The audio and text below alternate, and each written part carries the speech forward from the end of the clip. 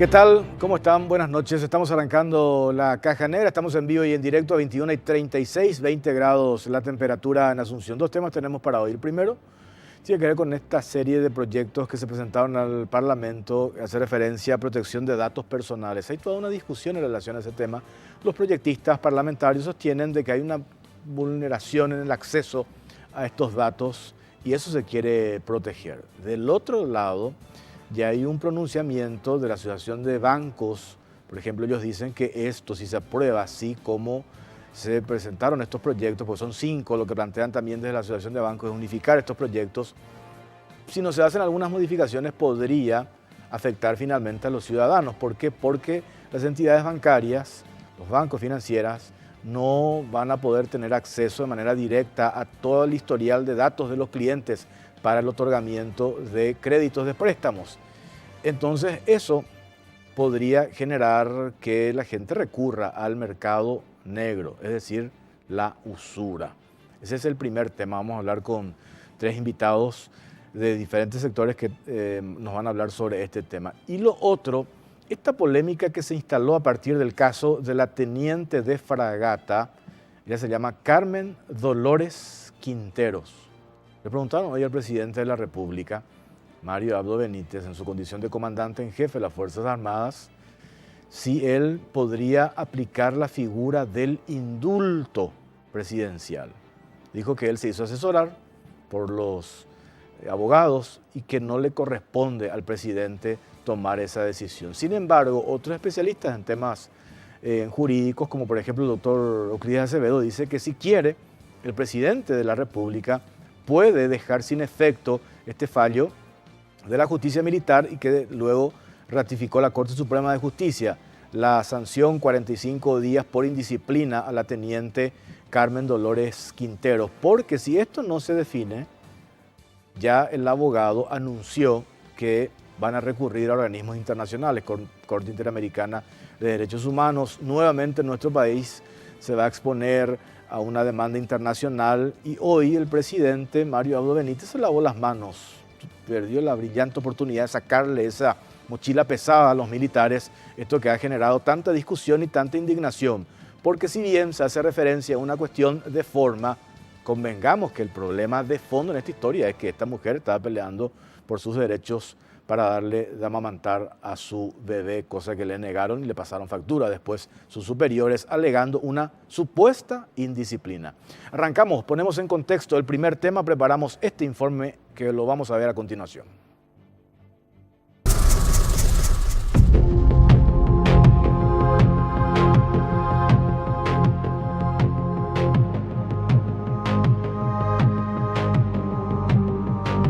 Protección de datos personales. Propuesta de ley limitará obtención de créditos y no impedirá abusos. Senadores pretenden impedir que Starlink Inforcom genere desempleo.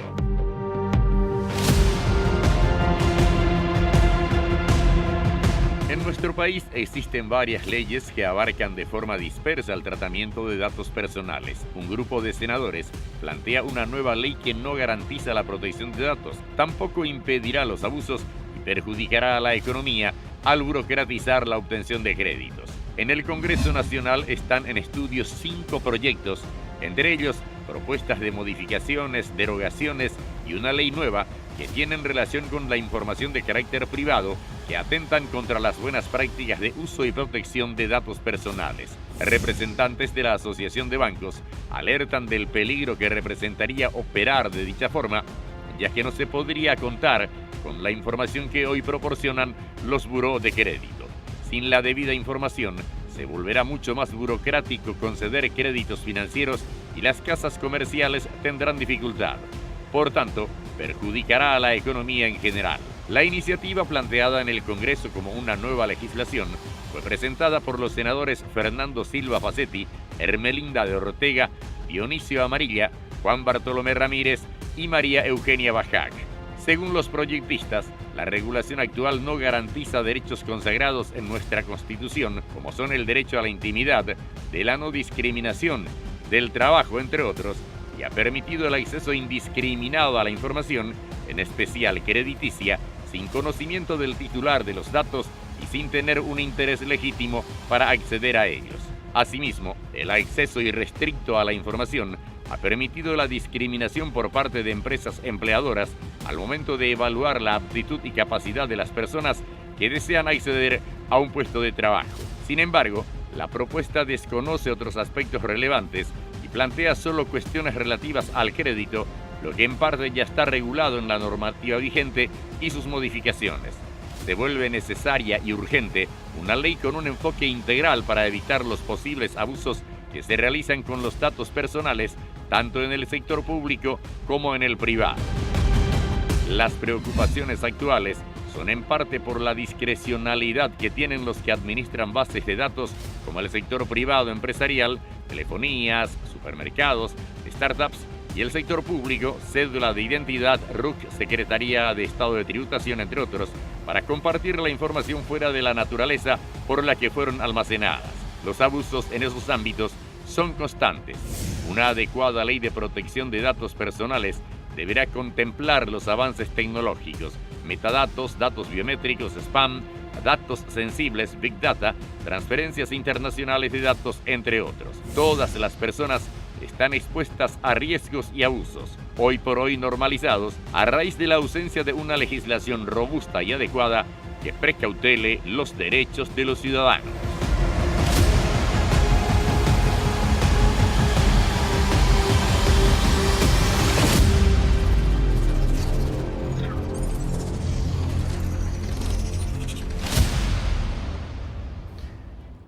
Bueno, sobre este tema vamos a hablar. Están con nosotros el senador liberal Juan Ancho Bartolomé Ramírez, uno de los proyectistas. ¿Qué tal, senador? ¿Cómo le va? Muy bien, Jorge. Un saludo para los televidentes y los compañeros y compañeras que nos acompañan en el programa. Y también está con nosotros Mari Carmen Sequera, directora ejecutiva de TEDIC. ¿Qué tal, Mari Carmen? Y Mario Arrúa, representante de Equifax Paraguay. Mario, ¿cómo estás? Un placer, encantado. Bueno, senador, este proyecto, ¿qué es lo que en esencia quiere? ¿Es formalizar? ¿Es, como dicen algunos representantes del sector de los bancos, que restringir el acceso a información, datos de los ciudadanos? Bueno, primero creo que la ley que regula, que protege la información privada, creo que es una ley que tiene 12 artículos y sufrió ya 5 modificaciones. O sea, una ley que tiene que sí o sí ser revisada. La idea de esta ley es plantear, primero, de que haya como un ente regulador 2 instituciones. Uno, Banco Central del Paraguay, para las cuestiones crediticias, y SEDECO para las cuestiones más de índole personal y de admisibilidad, confiabilidad de las personas y en dónde recurrir, ¿verdad? La ley también es un poco genérica, o sea, tiene esos 2 argumentos, pero introduce, ¿verdad?, 2 figuras que son nuevas, ¿verdad? El tema de la autodeterminación de la información, o sea, que uno sepa quién tiene tus datos, y también el consentimiento, ¿verdad? O sea, si yo me voy a una empresa, tengo que consentir a la empresa que pueda pasar mis datos, ¿verdad? Lógicamente eso va a ir regulado con la posibilidad o no de acceder al crédito, ¿verdad? Cosa que hoy no pasa. Que hoy no pasa. Entonces, esa es la idea general. Nosotros entramos en confrontación. Este ya es un proyecto de ley que quiere derogar la ley, pero en confrontación a 3 o 4 modificaciones que, si bien no conozco así de paso, creo que una es de Patrick Kemper, que quiere, entre otras cosas, topear hasta menos de 4 millones. O sea, las operaciones menos de 4 millones no pueden entrar en ningún tipo de registro. Y la de Payo Cubas, que dice, entre otras cosas, que solamente pueden tener acceso las entidades financieras. Tal vez diga otras cosas más, pero básicamente es eso. Ahora, Mario Arrúa, representante de Equifax. ¿Qué es Equifax? Equifax es una multinacional americana que está presente en 24 países y que desde el 2013 adquirió la empresa local que es Inforconf, como normalmente se le conoce, ¿verdad? Entonces, se dedica en todos los países donde está presente a construir bases de datos y operar con los más altos estándares en términos de protección, de seguridad, y en todos los países donde estamos presentes tratamos de contribuir a la mejora de las regulaciones, a ofrecer mejores prácticas, a explicarle a la gente cómo usamos sus datos. Y un trabajo que se viene haciendo y yo creo que falta mucho por hacerse todavía. Entonces damos la bienvenida a nosotros a proyectos como este y como cualquier otro donde se busque proteger a las personas, proteger su intimidad, empoderarles para saber cuándo, cómo y qué compartir y más que nada también asegurarnos de que exista ese balance entre la protección y la posibilidad de compartir. Porque como bien se decía en el informe anterior y como lo explicaba también el senador, estos datos, particularmente los crediticios, promueven la inclusión financiera de las personas. O sea, mientras más información haya en el mercado, se reduce el riesgo, no hay asimetría de información, entonces el crédito es más barato, se puede otorgar en mejores condiciones y especialmente para el segmento de la población más indefenso, que no tiene garantías hipotecarias que dar, no tiene codeudores que ofrecer, lo único que tiene para avalar un crédito formal es un buen historial crediticio. Entonces, desde ese punto de vista, nosotros sostenemos que una herramienta de inclusión financiera, por oposición a, como se decía también en el informe, caer fuera del sistema financiero y ser víctima de ese espiral que se mencionaba. Ahora, en el afán de regular, creemos que, como bien también se decía en el informe, es importante regular los fines para los que se puede usar la información. Y no quién puede accederla ni qué debe contener. Me estoy refiriendo a la crediticia. O sea, no quién puede acceder al reporte ni qué tiene que tener el reporte, sino para qué se puede usar. Entonces, eso es lo que nosotros estamos apoyando. Cuando decís regular para los fines, ¿eso contempla, vos llegaste a acceder, Mario, lo que dice el proyecto de ley? Nosotros vimos el proyecto de ley que presentó el senador junto con otro de sus colegas. Está contemplado el principio de finalidad, digamos, en el proyecto. Consideramos que hay muchas cosas que todavía pueden mejorarse, pero a la luz de lo que se mencionaba antes, de ponerle parche a una ley que ya está varias veces parchada y que es insuficiente, nos parece mucho mejor propuesta legislativa tratarlo de manera integral. Mari Carmen, directora ejecutiva TEDIC. ¿TEDIC qué es? Es una organización sin fines de lucro que fue fundada hace 7 años y trabajamos en la defensa de los derechos humanos en Internet. Específicamente, la especialidad tiene que ver con derechos que afectan y están intrínsecamente relacionados con la tecnología. Entonces, analizamos temas de privacidad, datos personales y con algunas perspectivas también de género cuando se implementan ciertas tecnologías que pueden excluir como ciertos temas como algoritmo, inteligencia artificial. Y bueno, con datos personales estamos trabajando hace bastante tiempo porque nace a partir de una preocupación que fue la ley de Pura Webs de retención de datos de tráfico, donde ahí nosotros habíamos dicho que la alta necesidad que hoy tiene el Estado paraguayo para salvaguardar los datos es justamente una ley integral de datos personales. Y para nosotros la ley de datos personales que hoy se propone tiene que tener una mirada mucho más integral, ¿verdad? Integral en el sentido de que cuando hablamos de datos personales no necesariamente es una información exclusivamente crediticia. Estamos hablando de datos personales de nombre, domicilio, cédula, antecedentes penales y también eso se complejiza ahora con la doctrina internacional, ¿verdad? Ilegal, que tiene que ver con un análisis también de identificación de las personas posteriormente a un análisis, ¿verdad? O sea, significa de que de manera indirecta también yo pueda identificar. Entonces, eso estamos hablando de tratamientos de bases de datos, por ejemplo, de alta tecnología o tecnologías del siglo XXI como inteligencia artificial, machine learning, big data y otras cosas que sí son necesarias en el momento de crear una ley, ¿verdad? Necesitamos que las leyes también tengan que ver con una definición específica, con datos sensibles, ¿verdad? También tenemos que entender de que hay principios, no solamente de finalidad, es clave obviamente el principio de finalidad que se plantea en un proyecto de datos personales, pero es importante porque necesitamos también limitar el tratamiento de ciertos datos personales. Cuando a mí me dicen en el supermercado que mis datos que yo estoy completando para un sorteo de un auto se va a hacer para el sorteo y después al final aparezca una base de datos donde estoy recibiendo ciertos spam, hay un problema de finalidad y actualmente no contamos con una agencia, ¿verdad?, de datos personales que no necesariamente tiene que ser de derecho al consumidor porque no todo es derecho al consumidor, algunos son derechos humanos, estamos hablando de violaciones que puede estar el Estado incurriendo con relación a utilización de vigilancia de las comunicaciones. ¿Qué protocolos están utilizando para extraer datos de los ciudadanos? Estamos hablando también de reconocimiento facial en los espacios públicos. Hoy la Policía Nacional ya implementó en junio del año pasado reconocimiento facial en los espacios públicos. ¿Qué información, cómo se trata? ¿Quiénes acceden? ¿Por cuánto tiempo? ¿Se borra? ¿No se borra? ¿Cómo este tratamiento lo acceden solamente para fines del sistema judicial o lo accede cualquier persona, como el famoso caso de las proveedoras de Internet que facilitan información de metadatos, de llamadas telefónicas de personas sin orden judicial y ni siquiera por fines del sistema penal, ¿verdad?, para persecución de hechos punibles o crímenes?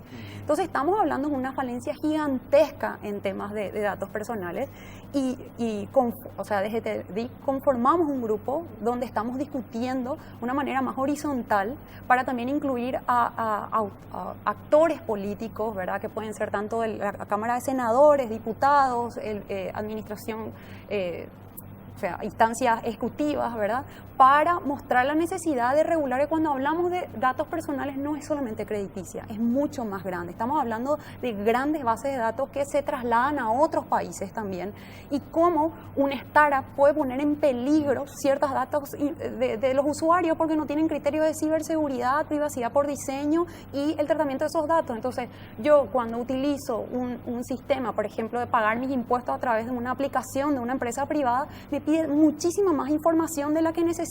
Entonces, también tiene que ver con otros principios como la minimización de los datos. ¿Por qué yo necesito este dato? ¿Por qué cuando instalo una aplicación me pide GPS y al final solamente para sacar una foto? Entonces, ¿por qué me pide micrófono y acceso a contactos? Entonces, eso es lo que hay que regular, ¿verdad? Estamos en un siglo XXI donde necesitamos justamente discutir de una manera mucho más integral y invitamos a que más senadores y diputados también puedan integrar dentro del discurso de datos personales. Hoy, el datos personales tiene una fijación específicamente crediticia, que hay una necesidad, pero dentro de esos datos crediticios también un problema en temas de algoritmos. Estamos hablando de un sistema crediticio que no sabemos cómo necesariamente funciona cuando otorga y muchas veces discrimina. Acá en Paraguay hay un caso que habíamos ya hablado con Mario en su momento, de que las bases de datos, por Infoconf, un niño no se puede inscribir en un colegio. Con otra finalidad se utilizó esa base de datos que hoy Equifax facilita solamente para otorgar créditos. Entonces, es bastante grave y no sabemos quién podría sancionar eso. Entonces, es importante que alguien, que no yo, Mari Carmen, vaya utilizando el recurso de habeas data solamente para poder defender mis derechos y no de una manera integral donde el Estado salvaguarde estos datos y también sancione de manera administrativa, no solamente penal, ¿verdad? Que sanciona a las empresas y al sector público el abuso que existe. Tenemos casos de IPS. Nosotros en TEDIC publicamos hace un mes atrás sobre casos de información médica, donde si bien uno parece que en IPS es el problema, en realidad tiene que ver con empresas que están entregando información detallada y utilizando las instancias de IPS para justamente hacer tratamiento de datos muy, muy sensibles y son preocupantes porque no hay ningún control con esta información. ¿Qué frentes tiene esto que expone Mari Carmen, sí, senador? El proyecto de ustedes se reduce al tema con el fin de crediticio. No. Mucho más amplio.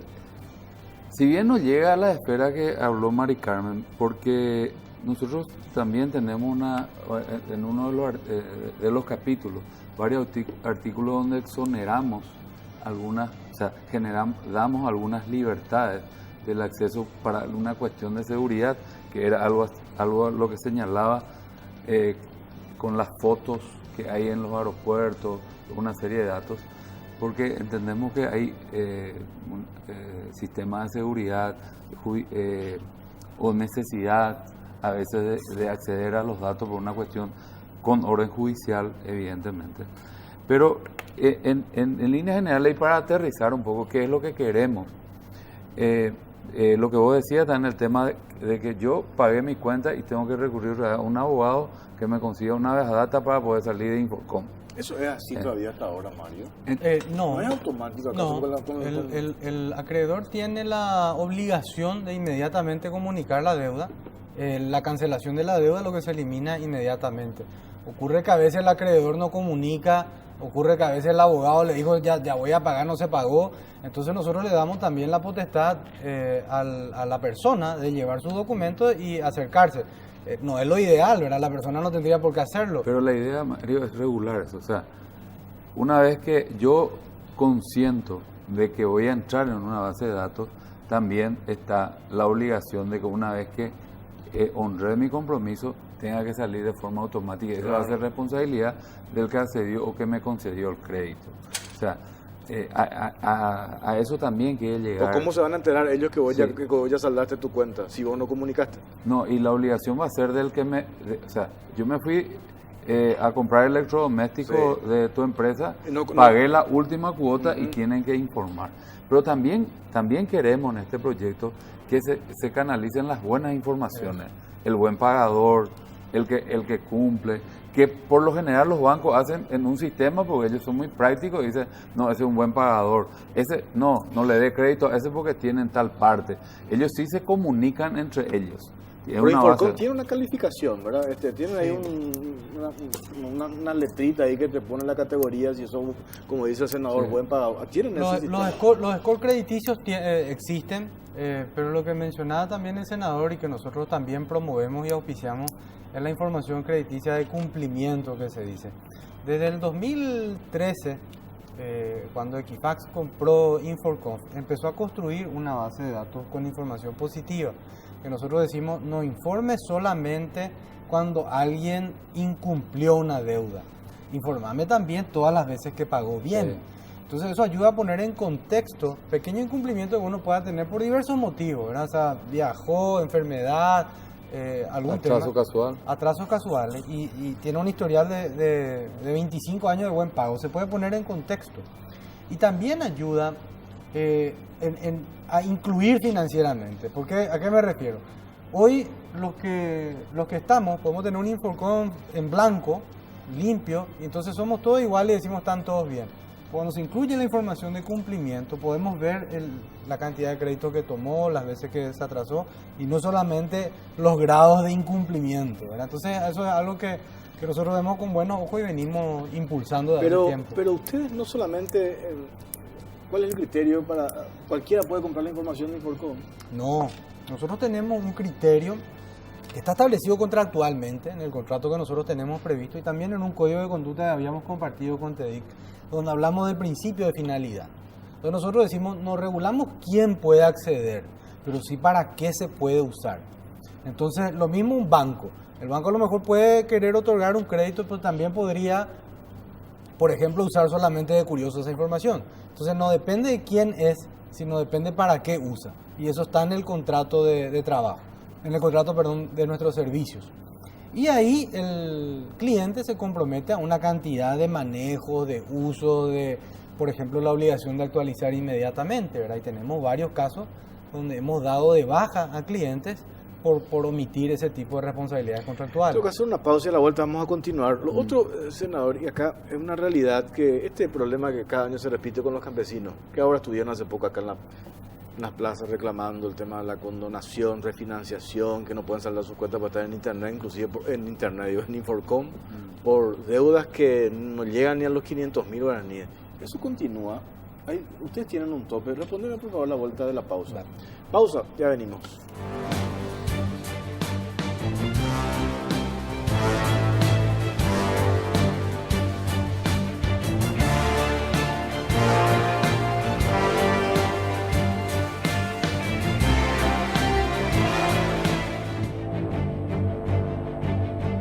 Bueno, vamos a escuchar para seguir debatiendo sobre este tema. Beltrán Maqui, presidente de la ASOBAM, opinó sobre este proyecto de protección de datos personales. A ver.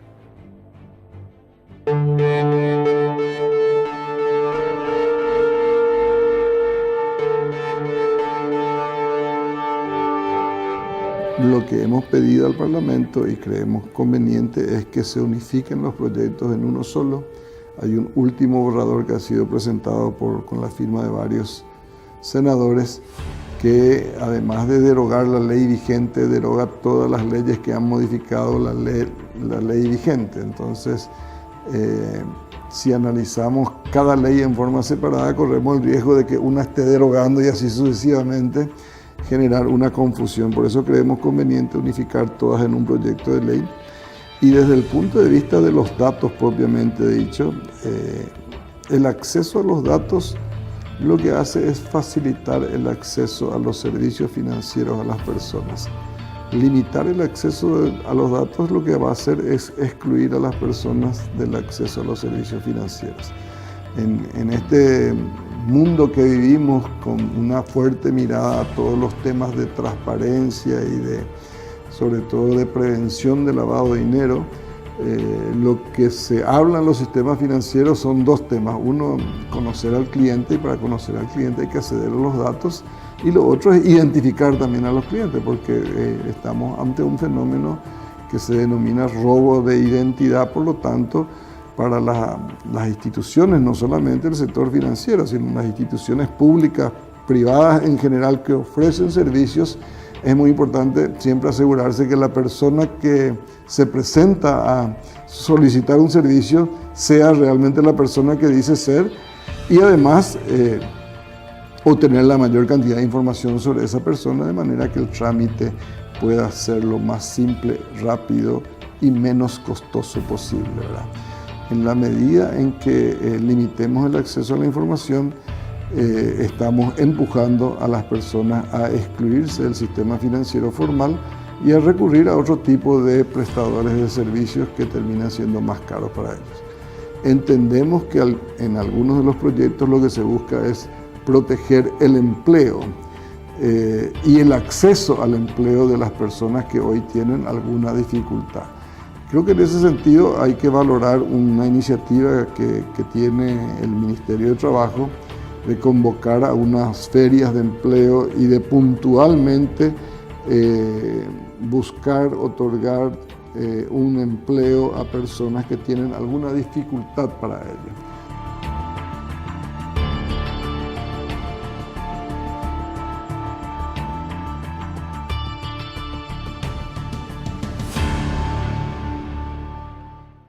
Tengo varias consultas acá también en redes. Por ejemplo, me dicen qué pasa con los que negocian los datos, lo que hacía referencia, ¿verdad? Hay una cuestión, hay un castigo. Sí, la ley obliga a que haya un control, o sea, de dónde se inicia y dónde termina, ¿verdad? Y por eso el ente regulador, como para poder aplicar las multas. Y hay también todo un capítulo de sanciones, ¿verdad? Y después dicen, el que paga bien no tiene ningún beneficio. Eso que hacía referencia también. ¿Cuál es el beneficio del buen? La carga positiva. Yo por eso quería hacer énfasis de nuevo en lo que se hablaba de la información positiva, ¿verdad? Un poco vinculado con la pregunta que hiciste en el bloque anterior, sí, de los pequeños campesinos, ¿verdad? Yo decía antes que la persona que tiene un buen historial crediticio y se beneficia de ello, especialmente la persona de escasos recursos, ¿verdad? En el sentido que no tiene garantías que otorgar, no tiene codeudores que ofrecer. Pero son los que más fácilmente ingresan también.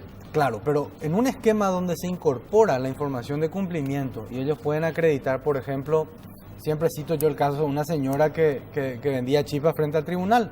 A las 10 de la mañana se le agotaba ella su producción y le preguntaban, ¿por qué no hace más? Y decía, ¿qué voy a hacer? Yo no tengo capacidad de producir más. Y esa persona no tenía acceso al crédito porque no existía, no tenía nada. Sin embargo, tenía la antenita de satelital, de TV satelital. Y ese 50.000 pagaba todos los meses. Entonces, si ella pudiese compartir esa información con potencial otorgante de crédito, es decir, yo no hubo un día que me atrase en el pago de este servicio por este monto ínfimo, entonces va a poder acceder al primer crédito de 1 millón, de 5 millones. Entonces, todos los montos de deuda son relevantes cuando se informa la parte positiva, ¿verdad? Entonces, yo ahí quería también comentar un poquitito con lo que se hablaba de la regulación de punta, de tecnología de punta. Es importante dejar un margen de regulación para los órganos encargados de la aplicación.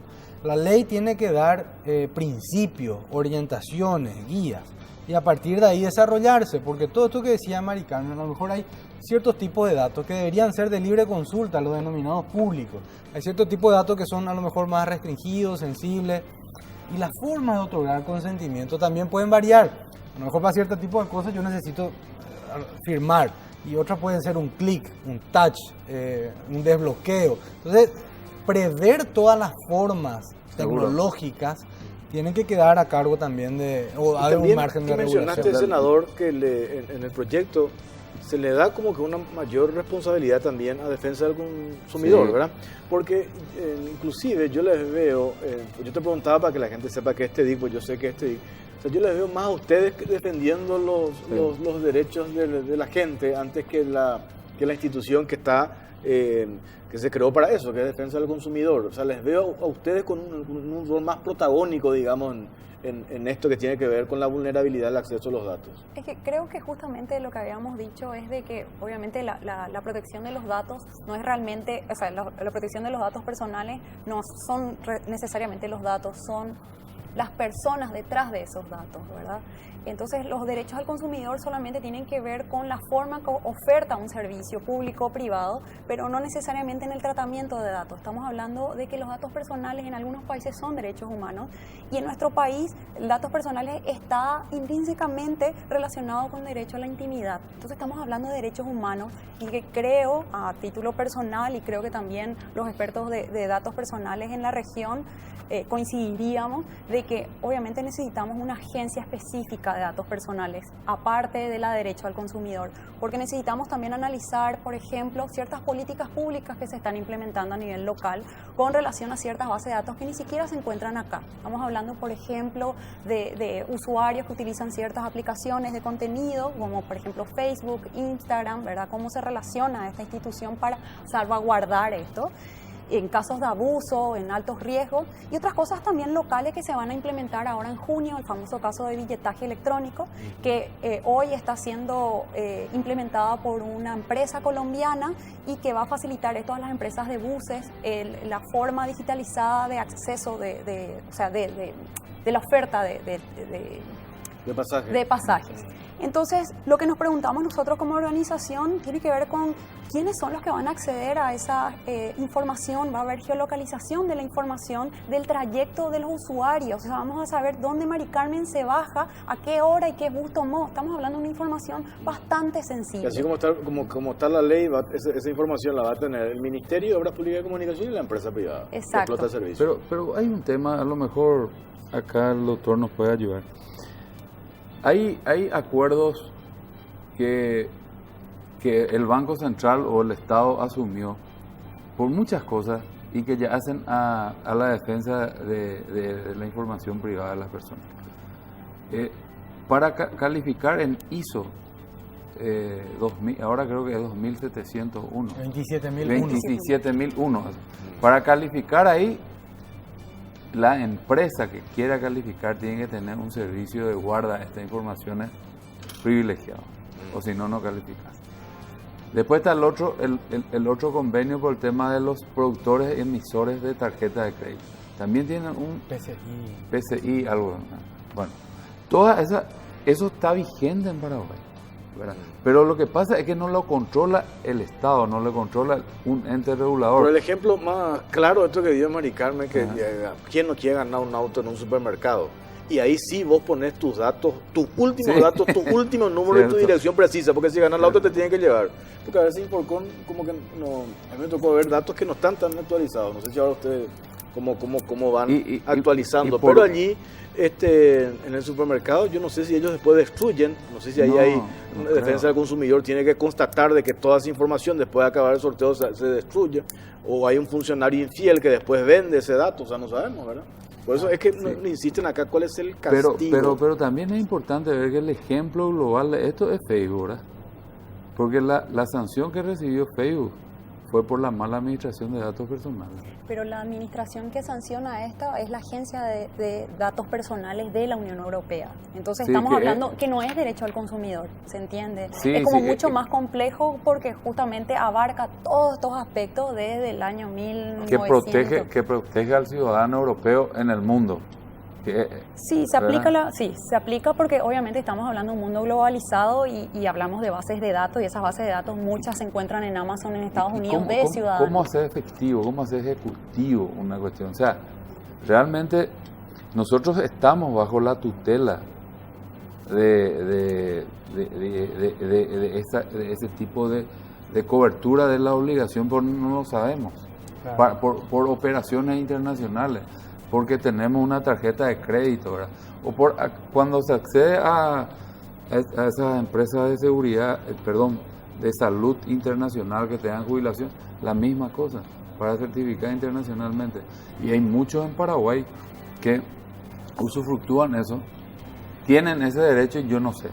No sé que tengo ese derecho, porque la empresa que me vendió está obligada a tenerlo. ¿Ustedes socializaron este proyecto, senador? No ¿Van a con hacer la, audiencia no con la pública? intensidad. Yo creo que ahora uno de los proyectos, creo que el Espacio llega a plenario el jueves, que va a obligar a que aparezcan todos los proyectos, así como decía Beltrán, Y unificar. Y vamos a tener que volver a comisión y discutir, ¿verdad? Van a tener que A mí aparecer los me autores. parece, Mario, doctor, saludable esto de topear. Porque están por cómo que no pagaste tu cable de 3 meses que te sumó 500.000 guaraníes, me parece. Claro. Yo ahí quiero insistir con el tema de que todos estamos en Inforcom. Antes era el esquema donde solamente se incluía el nombre de la persona que incumplió. Entonces, desde ese punto de vista vos decías, bueno, ¿quién está y quién no está? Hoy está construida la base de datos con las informaciones de cumplimiento y cada vez eso se va agregando más. Y esa información es información pública obtenida con el consentimiento de la persona cuando está otorgando o cuando está solicitando el crédito. Y de hecho, que suerte lo mencionó el senador, Equifax es una empresa certificada con ISO 27001 para tratar esa información. Entonces, por el motivo que yo te indicaba antes, de que quien más se beneficia compartiendo esa información es el ciudadano de menor recurso, es que todas las deudas son relevantes. Entonces, no es que yo por poner un tope le voy a beneficiar, al contrario, le voy a terminar perjudicando. Porque cuando esa información no esté disponible, no se va a poder distinguir el que no tiene deudas genuinamente del que las tiene pero no se está mostrando. Y ante la imposibilidad de distinguirlo, yo voy a decir, no, a ninguno de los dos le doy. O le voy a dar los dos, pero voy a subir mi nivel de retorno. Entonces, acá lo que queremos es democratizar el acceso. Y el que tiene un buen historial y operó 20 años bien en el mercado, que se beneficie con Hay que con cargar mejor los acceso. datos. Hay que cargar esos datos. Por eso positivos. el problema se resuelve con mayor información. Y nosotros entendemos lo que se mencionaba antes de que existe mal uso de los reportes de crédito. Y nosotros somos los primeros en defender, en el reporte de crédito no hay información relevante para la toma de decisiones laborales. Nosotros no decimos que una persona va a ser idónea para ejercer, que va a ser honesto, si va a tener las actitudes técnicas para el puesto. Esta mañana con mi compañero en Radio 1, Lito Fleita, solemos hablar cómo es que Inforcom tiene toda la información de uno y su Secretaría de Tributación absolutamente nada. Se tiene que hacer una denuncia periodística para que se enteren. Mira un poco había sido ese senador, ese político, ese empresario, y se está evadiendo. Como que ellos no tienen absolutamente nada. No le condena a nadie, está en el mega.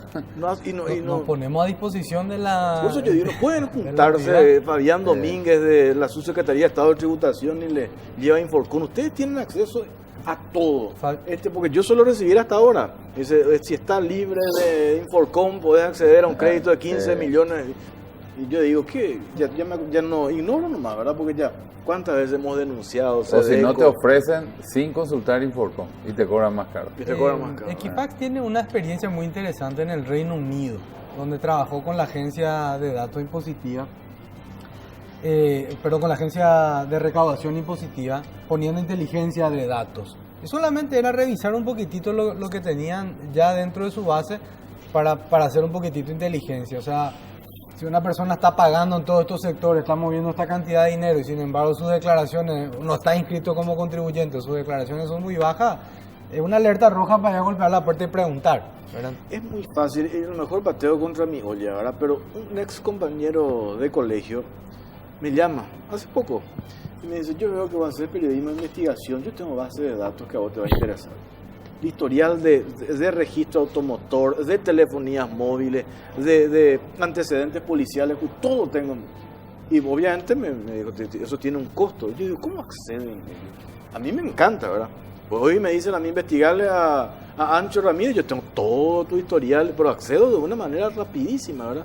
Y yo no soy... O sea, ¿por qué yo accedería así de una manera tan fácil? vos sabés, Jorge, ¿Cómo nosotros- recopilaron eso? ¿Cómo hicieron esa Nosotros tarea? lo que ¿verdad? siempre decimos, Jorge, y vale para el impuesto, vale para todo. Cuando uno restringe la información, surge ese mercado negro. Y a ese vos no le conocés, no le regulás, no le alcanzás, no le sancionás. Entonces, lo que nosotros proponemos siempre es vamos a regular la actividad, permitiendo que la información fluya, respetando los principios de consentimiento. ¿Este proyecto no es una restricción para ustedes o sí es? ¿Cómo interpretan ustedes? Nosotros tenemos comentarios que vamos a hacer. Nos gusta, a ver, para ser bien claro, nos gusta la propuesta en términos de discutir la ley de datos y crediticios en un texto amplio, integral. Tenemos observaciones que llegar a este proyecto, pero por oposición a tener que parchar aquí, allá, extra, versión diputado versus senador. ¿Quién va a tomar la posta, senador? De llamarlo a Kemper, a Patti, a Payo, vos, tu Eso va a equipo. ocurrir, entiendo yo, el jueves por una práctica normal legislativa, ¿verdad? Va a aparecer el proyecto una modificación y en contraprestación otra, ¿verdad? Pero esto ni se hizo una audiencia pública. No, creo, audiencia pública no, pero por lo general estas cuestiones más técnicas se le cursa la invitación, ¿verdad? Porque es algo técnico, ¿verdad? Entonces, la audiencia pública es para cuestiones más populares. No digo que no se pueda Yo le hacer, decía ¿verdad? audiencia pública, pero convocarle a los No, afectados pero directos, sí, digamos. seguro que sí, y va a ocurrir eso. Yo no sé realmente, porque yo soy proyectista, la comisión que va a dictaminar. Esto no tiene dictamen todavía. Porque lo Hay demás- dictamen, creo que para una modificación de la ley que puede ser favorable. Porque lo de Payo, si bien puede ser interesante, es que hay que discutir, porque pues, Sí. si se va a tirar botellas, agua, no, o sea, no... No sé si creo le va a que- interesar tanto esta ley a Payo, pero vamos a ver. ahora mismo tiene otras prioridades. Tiene, parece. vamos a Una ver este pausa última, Adi, para cerrar este bloque, ya venimos enseguida.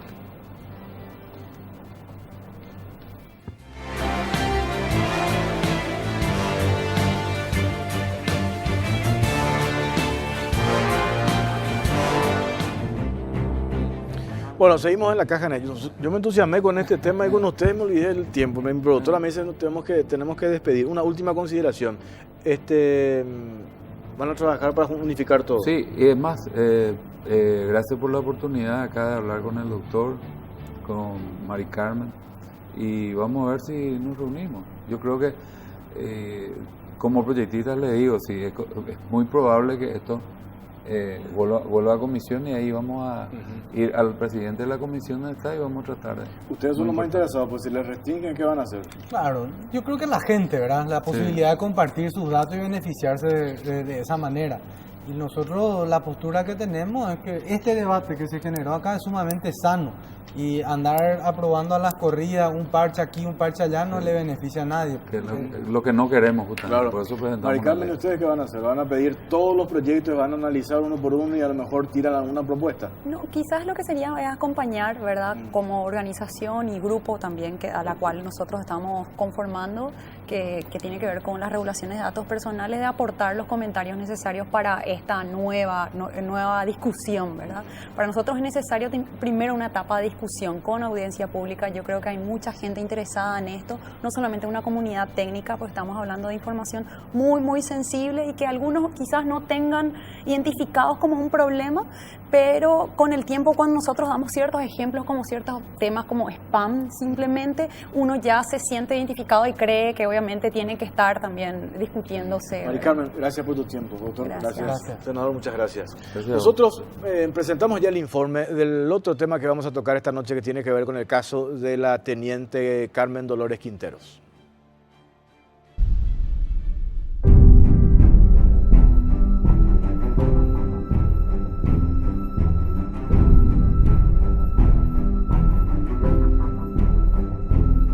Arbitrario arresto de mujer militar por reclamar derecho a amamantar a su hijo. En Paraguay, una teniente de fragata, Carmen Dolores Quinteros Jiménez, fue mamá. Al terminar su periodo de licencia de maternidad, solicitó reincorporarse a las Fuerzas Armadas en el cargo que tenía. Al regresar a su unidad, fue nombrada intendente girador y comandante de pelotón. Fue designada en la Escuela de Formación de Suboficiales de la Armada. Para poder amamantar a su bebé, pidió que se la exonere de las guardias de 24 horas porque ese tipo de jornadas le imposibilitaba estar cerca de su bebé. El pedido de no asistir a guardias tan extensas para poder alimentar a su bebé se hizo sobre la base de la ley 5508/15 de la promoción de la maternidad, apoyo a la lactancia materna y tratados internacionales. Los militares ignoraron su pedido. Quinteros recurrió a la jueza de primera instancia de la niñez y la adolescencia de Luque, Rosalba Garay. La magistrada ordenó su desafectación de la guardia, pero en la milicia comenzó un proceso de estigmatización y persecución que incluyó acusaciones de haber ofendido al jefe de la Armada, el almirante Hugo Scolari. Por haberse desafectado de las guardias, la teniente Quinteros fue juzgada por la Suprema Corte de Justicia Militar y condenada a 45 días de prisión por falta contra la disciplina militar. El pedido de Quinteros también estaba basado en la inexistencia de espacios reservados para la alimentación de bebés y la carencia de contemplaciones para el caso de madres de niños pequeños. La Corte Suprema de Justicia confirmó la condena de la Suprema Corte Militar y condenó a Carmen Quinteros a cumplir arresto por 45 días por haber realizado faltas contra la disciplina militar. La decisión fue tomada por los ministros Miriam Peña, quien defendió la postura del Tribunal Militar, al igual que Luis María Benítez Riera. El voto en disidencia fue del ministro Manuel Ramírez Candia. El arbitrario arresto se deberá cumplir en libre comunicación en el predio de la Fuerza Aérea Paraguaya.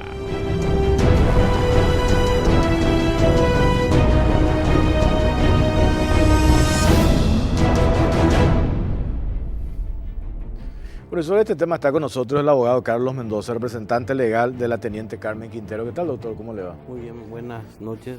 Muchas gracias por la invitación. Sin entrar obviamente ya en el detalle, porque ya se debatió bastante, el domingo pasado estuvimos en Caro Cruz hablando también sobre este tema. Gustaría entrar ya en lo que se viene a partir de ahora. Acá recién enviaban mensaje por redes sociales, me dice, seguimos con la historia de amamantar, pero el niño a lo mejor ya tiene 5 años, me dice. Eso no es el punto, acá es una cuestión del precedente que se deja y las consecuencias que esto podría generar, porque creo que usted lo dijo, ya no se descarte de recurrir incluso a organismos internacionales. ¿Eso es así, doctor? Están estudiando esa posibilidad los padres, ¿verdad? Porque esta acción ha empezado justamente cuando ella se vio vulnerada en varias circunstancias particulares, ¿verdad? Uh-huh. Por ejemplo, ella se tuvo que ir a entregar su guardia apenas 13 días después de tener su embarazo, pero el pedido lo hizo con varias circunstancias reclamadas al superior, que es una insubordinación, y en el ejército o en el derecho, perdón, se tiene también el principio de que se acepta un mal menor por un mal mayor. O sea que ella aceptó ser insubordinada para proteger la vida, o sea, no dar la vida, sino que el derecho que tiene el niño, protegido por una nueva ley en ese entonces, por la Constitución Nacional y por tratados internacionales. Uh-huh. Bueno, lo que pasa ahora es que no es que hoy le escuché al presidente de la República que dijo que él no se podía hacer nada porque él iba a respetar la ley, ¿verdad? No hay un respeto de la ley, lo que existe es un arresto disciplinario por insubordinada, y ese es como comandante en jefe de la Fuerza Armada, él tiene la potestad, me supongo, de levantar una decisión siendo él el comandante de todas las Fuerzas Armadas, ¿verdad? Y esta es una sanción disciplinaria, no es un delito, ni no es un crimen del Código Penal Militar. Ella estaba procesada por un delito que se despenalizó con su pedido de disculpas públicas. Uh-huh. Entonces, lo que hizo la Corte Suprema de Justicia es verificar el proceso penal militar y sacar un criterio de dos ministros de la Corte. Eso sí lo que tenemos que respetar. Ahora vamos en el ámbito castrense y queda ya a cargo del comandante, que tiene que cumplir la orden de la Corte Suprema de Justicia Militar que determinó. Hay que separar dos cosas. Una es falta contra la disciplina militar que puede imponer cualquier superior, o sea, de un sargento un subteniente puede aplicar eso. Un arresto por disciplinario por 24, 48, hasta 30 días. Eso no está en discusión. Eso no está en discusión, sí. Que les corresponde en una institución verticalista aplicar ese tipo de arrestos, amonestaciones por cuestiones disciplinarias. Sí, lo que es nomás es inoportuno. Es lo mismo que yo ahora le quiera sancionar por una ley que por algún hecho que yo haya cometido 20 o 30 años atrás, que tenga una pena mínima. Ahora, por ejemplo, cuando presentamos nosotros los agravios, cuando se nos ocurre el traslado de la utilización de la ley Guastella, el presidente en ese entonces de la sala penal, que era Benítez Rivera, nos ocurre el traslado, y ahí el 16 de julio, hasta la fecha que todavía hoy nos fuimos notificados, ya han transcurrido 18 meses. Y hay un artículo del propio Código Penal que dice que el cómputo del plazo se cuenta o desde la fecha del hecho o desde la fecha de la sentencia. Si vamos a tener en cuenta la fecha de la sentencia, hoy ya mucho más de 18 meses pasó. Claro. Entonces volvió otra vez a prescribir, y bueno, ese análisis puede hacerlo la Corte Suprema de Justicia Militar, y además el comandante en jefe de la Fuerza Armada puede levantar ese arresto disciplinario, porque un arresto disciplinario, si él considera que no corresponde o quiere, no es un indulto lo que se le va a hacer, porque para un indulto se tiene que cumplir en todas las legislaciones la mitad más un día de la sanción impuesta. Y otro detalle que me parece importante puntualizar, en el fallo hace referencia que el arresto domiciliario debe cumplirse en el predio de la Fuerza Aérea. Con eso se demuestra que es inoportuno la aplicación de este arresto disciplinario. ¿Por qué? Porque en esa época ella vivía en la Fuerza Aérea. Hacerla cumplir ahora en la Fuerza Aérea resulta algo ilógico, porque ella ya tiene su casa particular que fuera del predio de la Fuerza Aérea en Luque, que adquirió, creo que por herencia o con su marido quitaron un préstamo. Y por último, ella es de la Armada Nacional, o sea que cumplir un arresto disciplinario fuera de su unidad resulta inoportuno. Por eso es que existe la prescripción, para que uno no esté en la incertidumbre. Y lo que pasó con esto es que tuvimos la incertidumbre hasta la fecha. Sí. Y se va a cumplir inclusive la sanción por indisciplina, resulta inoportuno aplicarle ahora. Una duda que tuvimos esta mañana en Radio 1 cuando estábamos debatiendo sobre este tema con mis compañeros es la siguiente, que me gustaría que nos aclare. Cuando su cliente, la teniente Carmen Quinteros, retorna del permiso de maternidad, ella se reporta en su lugar de trabajo, ya estaba creo que en el área de servicio en Giraduría.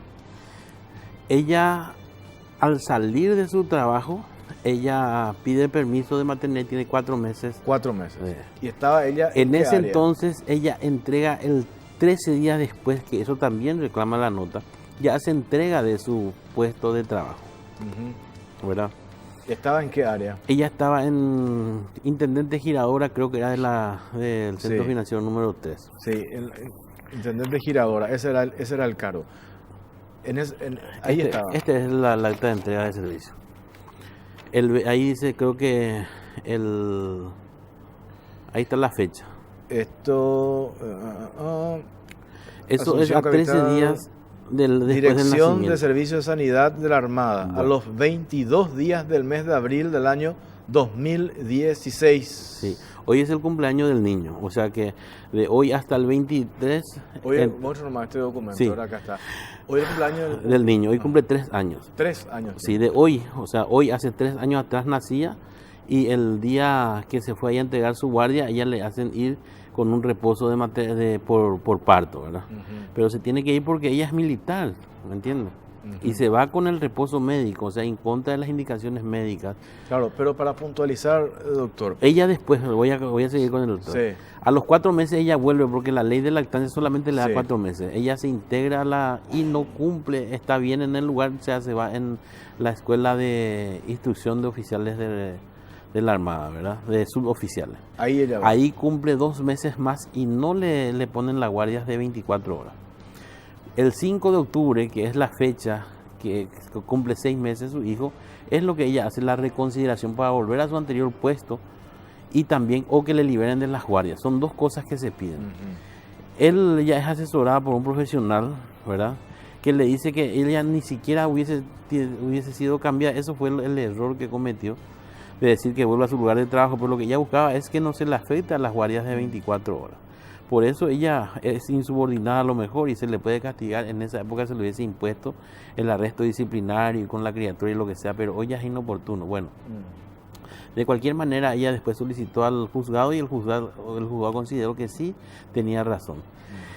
El problema también que hay que tener en cuenta es, y que dicen que ellos se rigen por el principio de legalidad y que no puede hacer una diferencia entre un personal masculino y femenino porque hay una igualdad. Lo que pasa es que tenerlo a una persona, no existe ningún trabajo ni público ni privado que tenga una guardia de 24 horas seguidas. Esta es una característica de los militares o de los policías. Entonces ese tiempo lo que está separada de su hijo y en el cual no le podía dar a amamantar, por eso ella quería ser liberadas por lo menos por 18 meses más hasta completar los 2 años de vida, porque había una condición particular del niño que era lactante exclusivo. Si se cumplía con eso, es más, no se cumplió nunca, hasta hoy no se cumplió. O sea que ahora aunque se le aplique o no se le aplique la pena, el niño tiene igual derecho de ir a los órganos internacionales y a solicitar una reparación de la negación de ese derecho. Porque la jueza acá saca una resolución y le dice al juez, le exhorta, en realidad la palabra utilizada está mal utilizada, le exhorta para que el niño fulano de tal no esté separado de su madre por largos periodos de tiempo. Pero eso no se cumple, o sea, la Armada dice, no, ella se puede ir cuando quiere, pero ¿cómo se va a ir si está de guardia? ¿Y qué pasa si el reemplazo se enferma, tiene diarrea, se duerme, lo que sea? ¿Cómo va a volver desde Luque hasta Sajonia? Otra circunstancia que pusieron, dicen, no, el niño puede venir, acá hay lugares para que pueda amamantar, y no es cierto. Hay otra resolución acá que dice que ellos reconocen que no estaba adecuado la institución para albergar al niño, ¿verdad? Por más de que sí tenga una sala de lactancia. No, eso dice, eso como fundamento dice, hay una sala de lactancia que va a estar mejor y el derecho del niño ahí está subrayado. El derecho del niño puede venir acá y que va a estar cómodo, dice. Pero eso no dice la ley dice que tiene que haber una sala de lactancia. Ese es en enero. A partir de esta protesta y de todas estas circunstancias, ellos crean una sala de lactancia ahí. Porque la sala de lactancia es el lugar donde la mujer tiene que hacer la extracción de la leche y tiene que tener como mínimo una conservadora para conservar la leche materna. Porque no es solamente comodidad para la mujer, sino que comodidad para almacenar ese producto de la madre. Y eso es lo que se hizo a partir de ella. O sea, el costo que va a pagar, inclusive pagado, no es tanto, porque a partir de Carmen Quintero y de este reclamo que hizo, hubo cambios en todos lados. Y es más, hubieron otras compañeras que no tuvieron problema dentro de su misma arma. Ella nomás lo que tuvo problemas. Y hay que recordar un poquitito que ese es el año 2016. Por esta presentación que ella hizo, no ascendieron los militares. Pasaron 3 meses después, en marzo recién ascendieron. Y más o menos yo creo que ese es el fondo, un pase de factura. Un pase de factura sería. Porque es el único problema que hay en la fuerza, en el ejército. Y claro, por eso me decían también el otro día, ¿por qué justo se da este problema con la teniente Carmen Quintero? Porque hay mujeres que sí están en estado de gravidez, que tuvieron a su hijo, que sí se les da el permiso correspondiente para darle mamar a sus hijos. ¿Por qué se dio justo con su cliente esta situación? El primer año, desde la época de Stroessner, que los generales y los coroneles que tenían que tener acuerdo del Senado no ascendieron en diciembre. Ellos el 31 suelen comprar todas sus presillas y cambiar para el 1 para el 2 de enero, que el día de hoy ya se van todos con sus nuevas presillas. Sin embargo, eso se retrasó 3 meses, más o menos el 23 días más, días menos de marzo, recién salió el decreto presidencial, porque en esa fecha se volvió a reunir el Senado y ahí aprobó No se hizo ascenso. antes en Y no diciembre se por hizo este caso. porque leyeron este informe de la Comisión de Derechos Humanos donde ella presentó, y es por eso lo que el comandante no le disculpa a ella, porque para que ella pueda ser despenalizada por la calumnia, porque ella en la nota dice que él va a cometer abuso de autoridad, y para él eso sí que es una calumnia, porque dice, yo nunca cometí abuso de autoridad porque la ley me ampara, dice. Entonces, esa calumnia que ella realizó de 2 maneras o de 3 maneras se prescribe. Uno es por la muerte de la persona que realizó. Y lo otro es pedir disculpas. Otro es pedir disculpas y que el Señor te reconozca en todo su país. Él dice, no, yo no acepto, porque ya no solamente amenazó, sino que se fue a demandarme, hizo todos los trámites, y por culpa de eso ya no dijo, eso yo digo, por culpa de eso no ascendimos, podríamos decir. Claro. Y la otra es hacer una disculpa pública. ¿Cómo se hace la disculpa pública? Con la publicación del diario No solicitada. a veces. Eso se hizo, se pagó y con eso se despenalizó. Esa publicación. Esa es la disculpas publicación, públicas se hizo. disculpas públicas. Entonces esa fue una estrategia utilizada para despenalizar, y nunca nos preocupamos por la falta contra la disciplina militar, porque tendríamos entendido que eso prescribió. Claro, eso se tuvo que haber cumplido en el momento Se en que tuvo que se haber. interpretó la falta de Desde disciplina. desde el 5 de octubre, en que ella presenta esta nota, ahí se realiza el hecho y se hace el cómputo.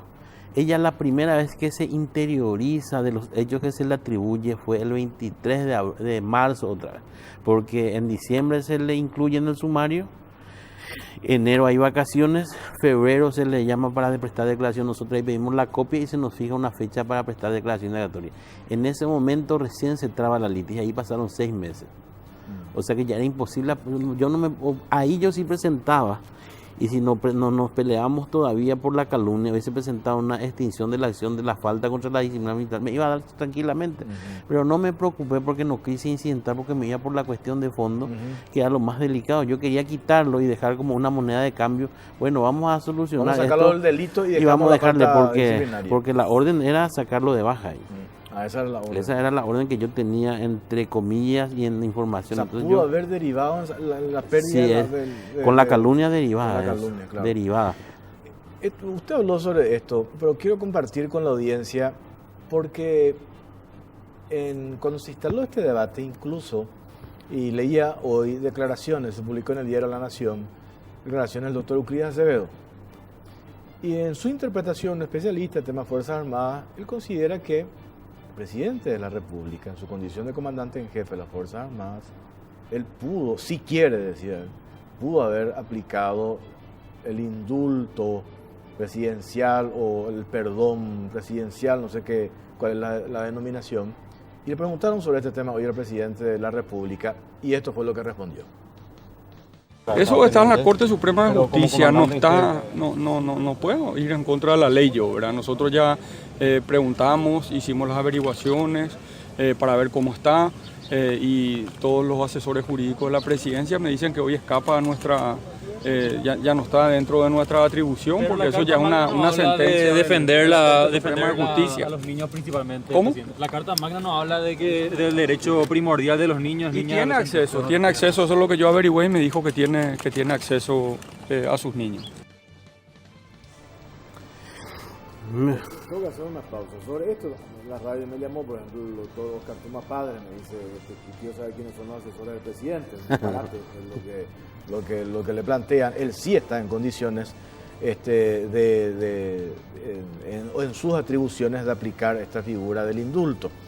Nosotros le consultamos al general en situación de retiro, el abogado también, Carlos Liceras, y él interpreta que no, porque el indulto se utiliza para la figura de delitos, y este no es un delito, sino es una falta administrativa, una falta contra la disciplina militar. Contra la disciplina militar. Entonces ahí otra vez se generó un debate. Si puede el presidente de la República, hasta tomar, haciendo uso de su atribución constitucional, sacar a inclusive a una persona que mató de la cárcel, delito grave, ¿por qué no lo haría por una cuestión menor? O sea, se generó también otro debate. Pero me gustaría que hablemos sobre esto a la vuelta de la pausa. Ya venimos.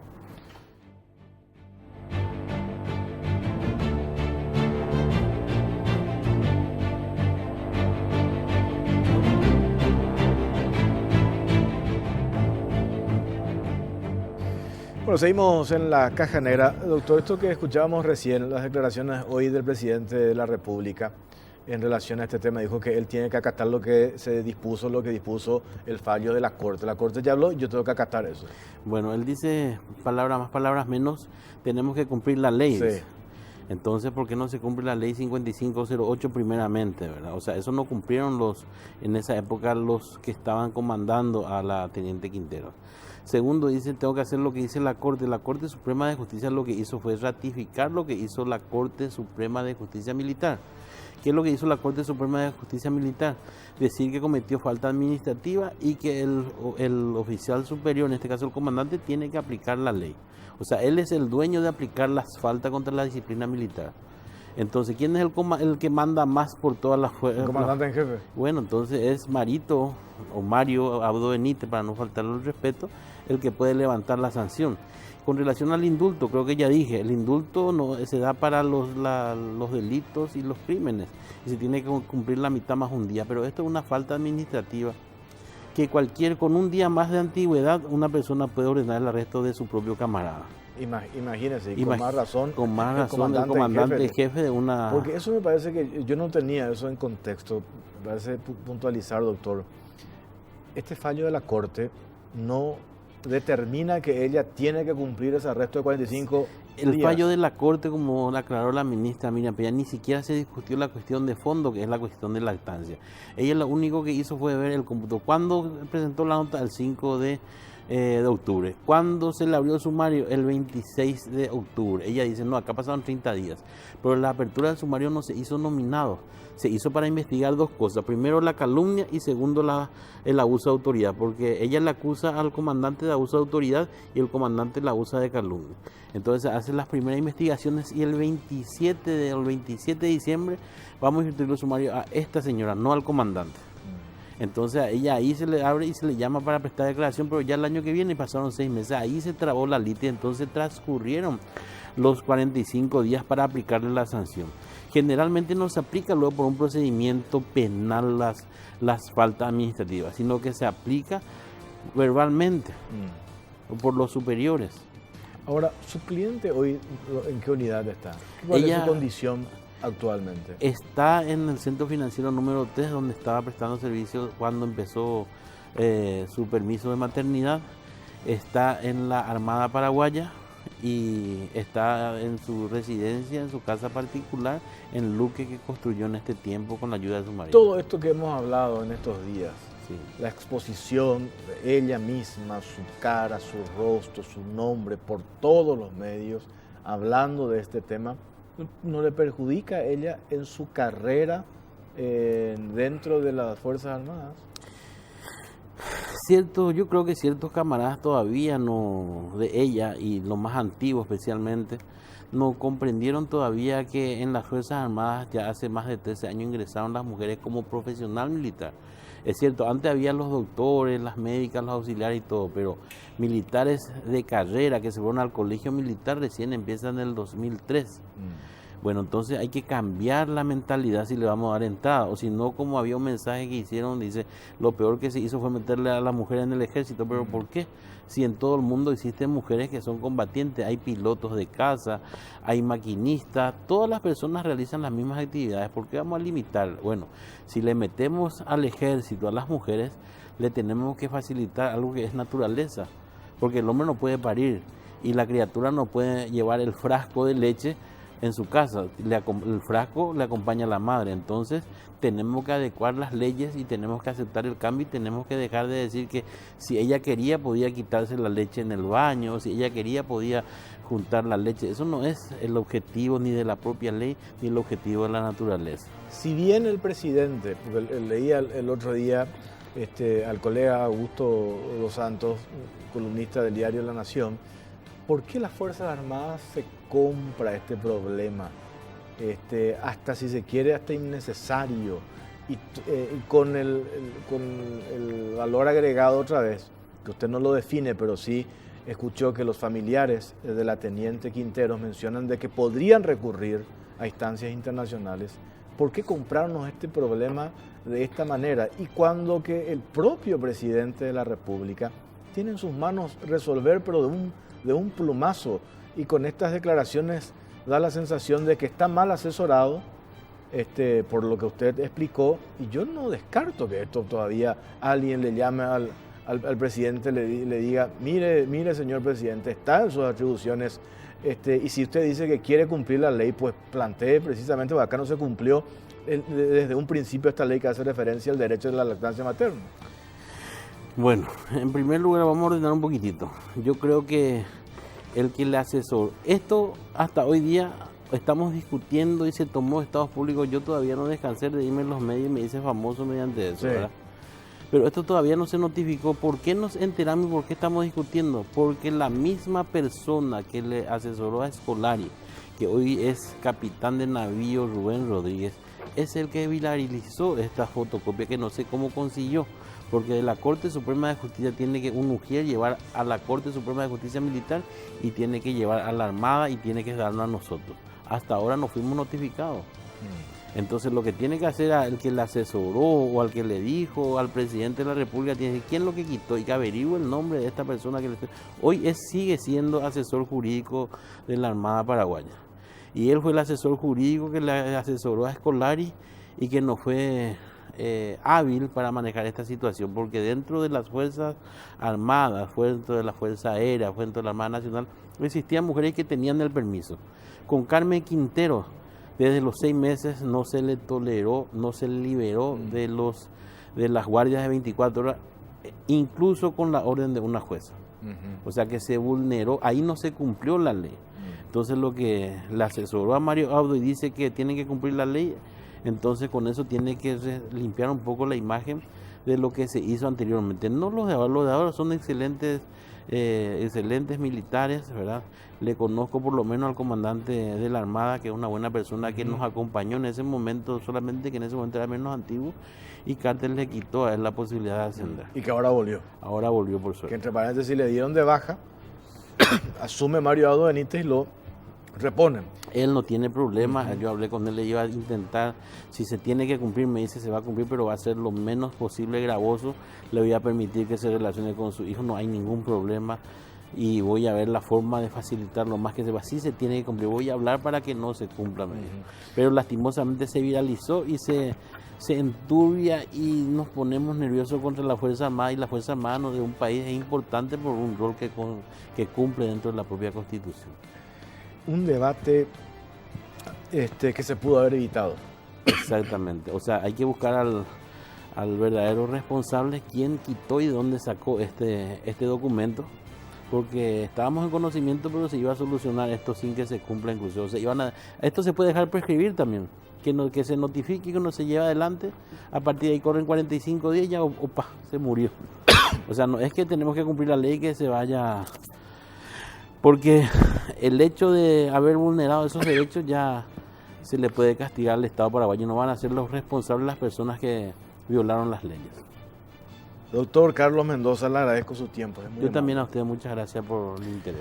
Nosotros nos reencontramos, si Dios quiere, el próximo martes en otro capítulo de La Caja Negra. Gracias por acompañarnos. Buenas noches.